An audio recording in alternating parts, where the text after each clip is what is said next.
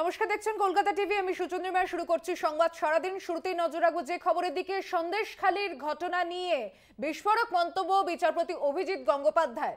সন্দেশখালীর ঘটনায় যারা মার খেয়েছে তাদের কাছে গুলি বন্দুক থাকে না, প্রশ্ন তুলেছেন বিচারপতি গঙ্গোপাধ্যায়। দুজন আধিকারিক মার খেলে 200 জনকে পাঠান। সন্দেশখালী প্রসঙ্গে বিস্ফোরক মন্তব্য বিচারপতি গঙ্গোপাধ্যায়। তোমাদের নাকি মেরেছে, তোমাদের কাছে গুলি বন্দুক থাকে না, দুজন মার খেলে 200 জনকে পাঠানো হোক, মন্তব্য বিচারপতি গঙ্গোপাধ্যায়।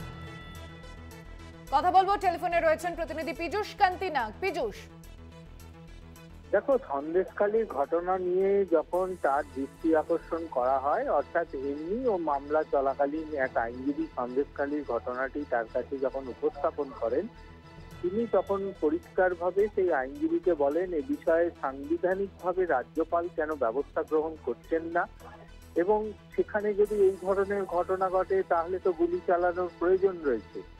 পরবর্তীকালে সিবিআইয়ের আইনজীবী অন্য একটি মামলায় যখন তার এজলাসে ঢোকেন, সেই মামলা চলার পরে এই সিবিআইয়ের আইনজীবীর উদ্দেশ্যে বিচারপতি অভিজিৎ গঙ্গোপাধ্যায় মন্তব্য করেন যে শুনলাম আপনারা নাকি মার খেয়েছেন।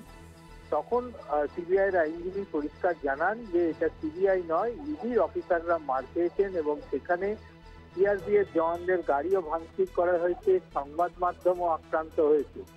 বিচারপতি অভিজিৎ গঙ্গোপাধ্যায় প্রশ্ন করেন যে ওখানে কজন আধিকারিক মার খেয়েছেন ইডি। সেখানে বিল্লদল ভট্টাচার্য জানান 2 জন। এরপরে বিচারপতির মন্তব্য, এবারে ওখানে 200 আধিকারিক পাঠানো উচিত এবং একটি তদন্ত করতে গেলে যদি সেই তদন্তকারী সংস্থা এইভাবে আক্রান্ত হয় তা কিন্তু খুব চিন্তার বিষয় বলে মন্তব্য করেন বিচারপতি অভিজিৎ গঙ্গোপাধ্যায়। ধন্যবাদ পীযূষ।